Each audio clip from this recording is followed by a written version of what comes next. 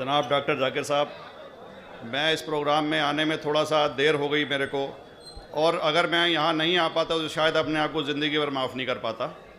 आगरा की सरजमी पर आके आपने ये जो रोशनाई जगाई है, ये वाकई में हम तो उस अल्लाह ताला से दुआ करेंगे।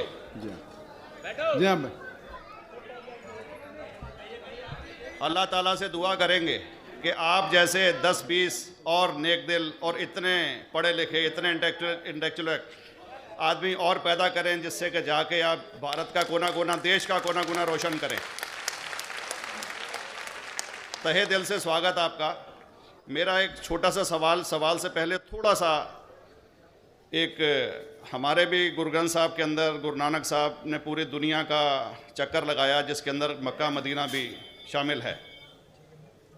और जैसा कि एक सवाल इससे पहले हो चुका है कि गैर मुस्लिम जो है मक्का मदीना में अलाउड नहीं, या वहाँ का कैंटोनमेंट जो है अलाउ परमिशन नहीं देता।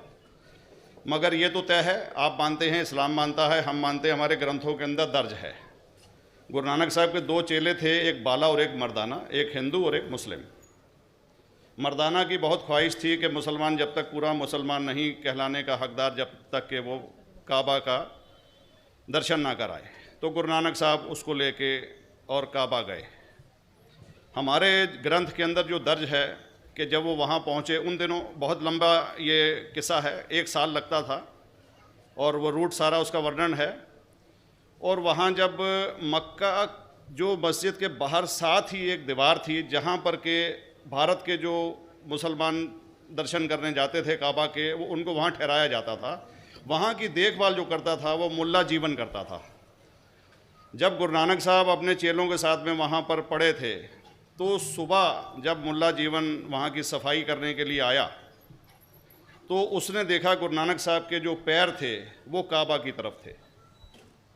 वो गुस्से में चिल्लाया कि ये कौन काफिर है जो कि काबा की तरफ पैर करके पड़ा है, और उसने गुस्से के अंदर आके उनके पैरों को झटका दिया, दूसरी तरफ किया।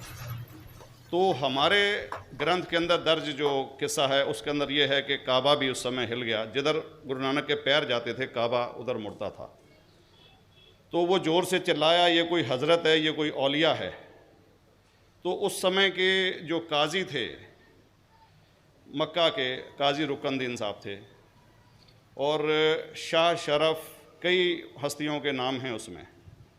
तो मैं ये जानना चाहता हूँ कि ये वर्जन को आप मतलब एग्री करते हैं, और करते हैं तो इसका हमारे मुस्लिम ग्रंथों के अंदर किस तरीके से उल्लेख है, ये कृपया बताएं। भाई साहब ने एक सवाल पूछा अपने गुरु ग्रंथ साहिब के मुतालिक, और अल्हम्दुलिल्लाह मैं भी गुरु ग्रंथ साहिब पढ़ चुका हूँ। और जिस तरीके से, क्योंकि वक्त मुख्तसर सा होने की वजह से मुझे वक्त नहीं मिला कि गुरु ग्रंथ को भी कोट करूं। आपका सवाल का जवाब देने के पहले मैं आपसे ज़्यादा चाहूँगा कि इवन गुरु ग्रंथ की किताब पढ़ेंगे आप, ग्रंथ जिसे आदि ग्रंथ कहते हैं, और कोई सिख से पूछेंगे कि खुदा का तसव्वुर क्या है, सबसे बेहतरीन जवाब कोई सिख दे सकेगा, वो आपको कोट करेंगे जापू जी, जो गुरु ग्रंथ साहिब आदि ग्रंथ के सबसे पहले चैप्टर है, सबसे पहला श्लोक, जिसके कहते हैं जापू जी। जिसके मानी है कि God is true, he is only one, he is not begotten and is free from fear and want. क्योंकि मैंने अंग्रेजी में पढ़ा हूँ, इसलिए मैं अंग्रेजी में उसे कह रहा हूँ कि खुदा एक ही है, वो हक है, और वो न किसी को जना है न किसी को जनेगा, और वो इमॉर्टल है, ना कभी मर सकता है।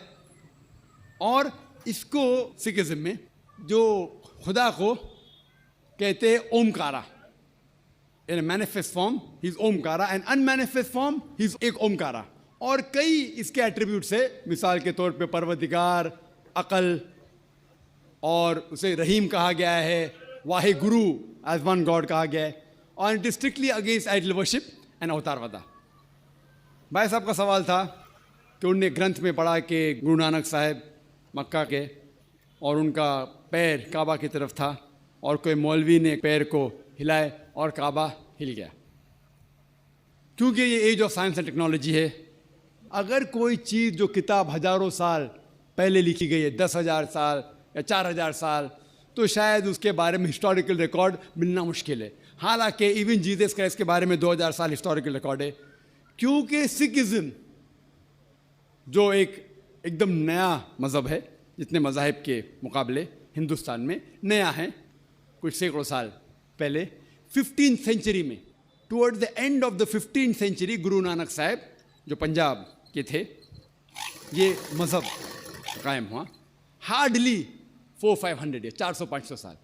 और अगर ये मान लो, सपोज मिसाल के तौर पे मान लो, मैं क्यों कह रहा हूँ कि मैं नहीं चाहता हूँ किसी को बुरा लगे, मान लो ये सच है, मान लो अगर 400-500 साल पहले अगर ये होता था कि काबा इधर से उधर हिल जाता था, तो हिस्टोरिकल रिकॉर्ड में बिल्कुल लिखा होता था। और कई हिस्टोरिकल रिकॉर्ड में ये नहीं कि काबा हिला इधर उधर, कई हिस्टोरिकल रिकॉर्ड आप देखेंगे। हिस्ट्री इतनी अल्हम्दुलिल्लाह 800-900 साल पहले, 1000 साल पहले जो मुगल ने किए, बिल्कुल लिखा हुआ हिस्टोरिकल रिकॉर्ड में।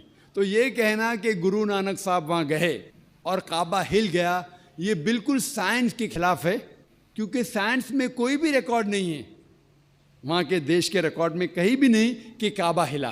तो इसलिए हम कहते हैं कि हो सकता है ये गलती से किसने लिखा होगा, न कई किस्से कहानी। ये मैं तस्लीम करता हूँ कि गुरु ग्रंथ साहिब में कई चीज़ें सही है, हक की बात है, लेकिन ये तस्लीम करना कि काबा हिल गया, ये बिल्कुल साइंस के भी खिलाफ है, साइंस के खिलाफ है। और इस्लाम में भी ये नहीं है। लेकिन ये कहना कि कोई गैर मुस्लिम जा सकता है, मुमकिन है, चुपके से कोई गया तो हो सकता है। वो भी जवाब जी दोस्तों, जैसे कि आप लोगों ने डॉक्टर जाकिर नाइक का जवाब सुना है, तो बहुत बेहतरीन जवाब दिया है। जैसे कि डॉक्टर जाकिर नाइक ने कहा है कि किसी भी साइंस की हिस्ट्री में, हिस्टोरिकल चीज़ में ऐसे कोई भी किसी चीज़ ने नहीं लिखा कि आपके गुरु नानक जो है वो सही है। या हम कह सकते हैं कि वहाँ पे अगर कोई उस टाइम गया होगा, काबे की तरफ गया होगा, चुपके से अंदर हुआ होगा, सही है, लेकिन ये किसी हिस्ट्री में भी नहीं लिखा कि उसके पाँव जो है वो काबे की तरफ थे और काबा हिल गया है। तो ये किसी किताब में नहीं लिखा, बल्कि हम ये समझ सकते हैं कि ये किसी ने गलत बात की होगी, किसी ने मिस्टेक की होगी। तो इस तरह की जो बातें हैं ये नहीं करनी चाहिए। जैसे कि डॉक्टर जाकिर नाइक ने इस को बहुत बेहतरीन जवाब दिया है, जो कि दोस्तों उम्मीद करता हूँ कि ये जवाब आपको भी अच्छा लगा होगा। अगर ये जवाब आपको अच्छा लगा तो अपनी कीमती राय हमारे साथ ज़रूर शेयर करें। अस्सलाम।